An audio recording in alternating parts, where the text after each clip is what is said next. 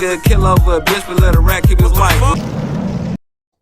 A transcript that was a transcript of an ex parte meeting that occurred on Friday. Right. This is the one. Monday. Sorry, just so that we're clear for the record purposes. This is the transcript I gave y'all at the end of yesterday that reflects Ms. Love had said, oh, yeah, we had, and in court on the record, but ex parte discussion that led to the Monday, June 10th ex parte. So that's what you're talking about? Let me be more artful. Yes. Okay. We were made aware, leading to the recusal of Judge Glanville, that there was an ex parte meeting that occurred on June 10th, Monday, June 10th. We were not told by the state, we're not told by the judge that that had occurred. We found out about it, luckily, and by happenstance. We then demanded a transcript. We complained about said ex parte, inappropriate ex parte meeting. At no point, when the court finally acknowledged that there was an ex parte meeting that occurred on Monday, June 10th, at no point did the court or the state at that point acknowledge, oh, by the way, there was another ex parte meeting that occurred on June 7th. We sat there after finding out about one ex parte meeting and having to drag the truth out. We sat there and the state and their co-conspirator, the trial court, were silent about the first ex parte meeting that happened on June 7th. What happened in that meeting on June 7th? The state went in and disparaged defense counsel. The state, with no one else there, trashed a fellow member of the bar, Mr. Melnick, trashed another fellow member of the bar, Kayla Bumpus, presumed the guilt of all these individuals, including my client, Shannon Stillwell, and all but accused myself and Mr. Steele of being co-conspirators in this YSL enterprise. And the judge agreed. And the judge said in this ex parte meeting, yes, I've observed these things. The judge presumed the guilt of all the defendants. The judge presumed the guilt of myself and co-counsel, Mr. Steele. And all this, people have been saying to me throughout this whole trial, why does Judge Glanville have it out for you? And it never made sense. And I don't assume bad motives of anyone. Why did Judge Glanville, when you did nothing wrong, try to throw you in jail? Accuse you of cussing him out in open court when you didn't do anything? Why does he always tell you, yell at you, tell you to sit down and be quiet? Why does he cut you off at every opportunity? Why did he try to throw Brian Steele in jail for 20 days for doing what was right? And I didn't have an answer. And then yesterday I received, and I appreciate that, Judge. I appreciate someone finally being open about what's going on here. And I received a transcript.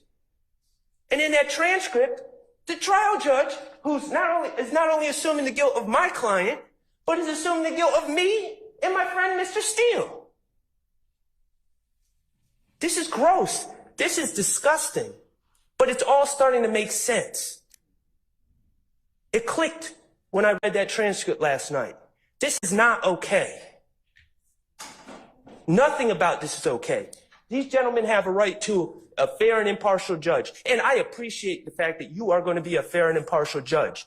But the reality, Judge, is that they don't have a right to a fair and impartial judge starting on witness 76 of a trial after 9 months or whatever it is.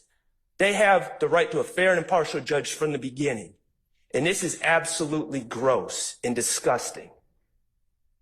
And the bottom line is there's a lot more discussions that need to be had about this. But the bottom line is, if you ask me, do we need to revisit the rulings of the judge who sits in chambers secretly and talks to the other side and said, yes, I've been observing this. I've been observing this about what's going on at trial.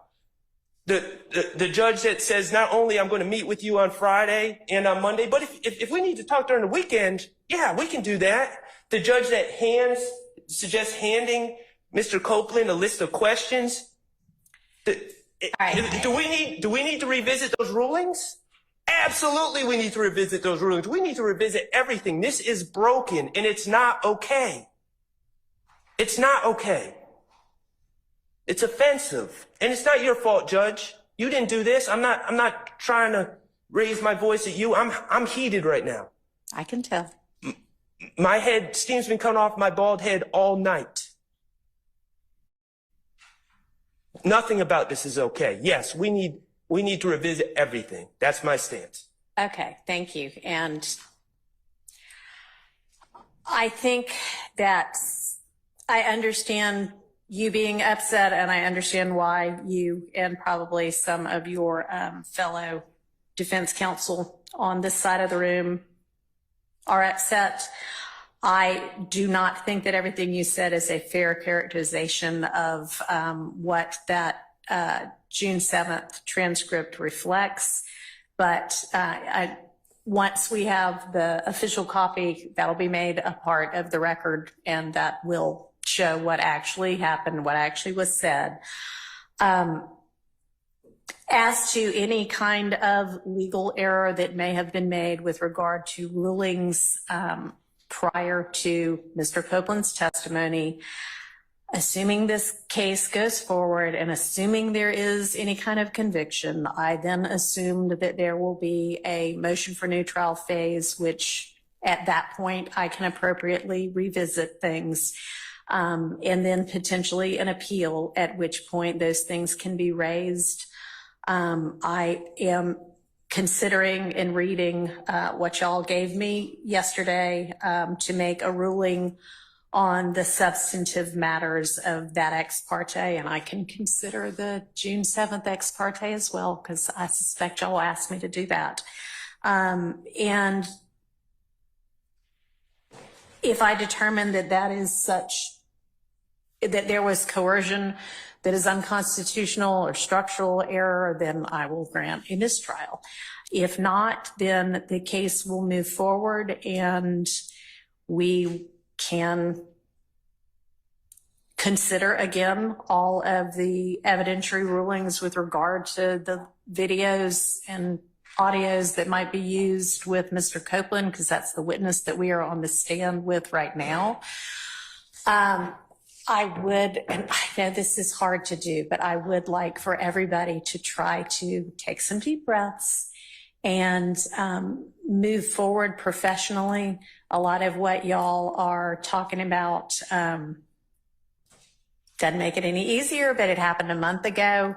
I know tempers flared all around, but we need to move forward with this in whatever way it's going to move forward in a calm and professional manner, okay? So then with regard to what we need to do evidentially, I guess I will need to hear from the state as to what y'all think it's very likely for you to be using while you're examining Mr. Copeland, and then I will entertain evidentiary objections, responses, and we'll consider what's coming in. Thank you, Your Honor, and we're getting that ready as we speak to present to the court. And I'd also like to thank Your Honor for the reminder regarding professionalism. I was going to ask that the court require that we all adhere to that. Being called co-conspirators is not something that I would expect to have heard, no more than I would expect to level a assertion that Mr. Sharp is a defendant. So I'd ask that that all sides be required to adhere to the court's admonition. Okay, well, again, the transcript will reflect what was actually said in there, and there are some allegations that if I were an attorney and it were leveled against me, I mean, I am an attorney, but you know what I mean, practicing in a case, I would be a little hot under the collar as well.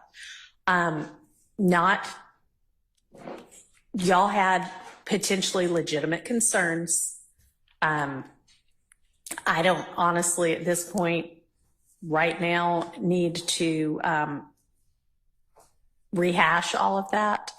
But the reminder is to everybody. Okay. And I mean, I've said it. So let's act accordingly. Ron, Yes, sir. if I can address the court briefly. I filed a supplement to the Mr. Kendrick's motion for a mistrial this morning. I just want to make sure the court's aware of it. I am aware of it. I have not yet had a chance to look at it, but that's got it. Thank you. So it just so happened to be another meeting, a secret meeting. Thug coming home.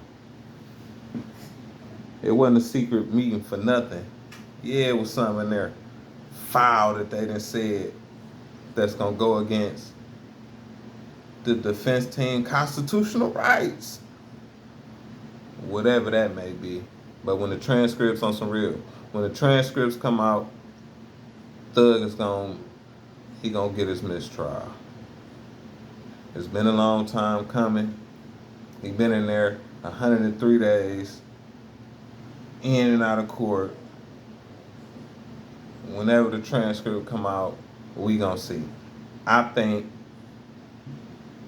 Thug is finna get off just because Glanville did what Glanville do. Y'all leave a comment, let me know what y'all think. I'll be back with another one.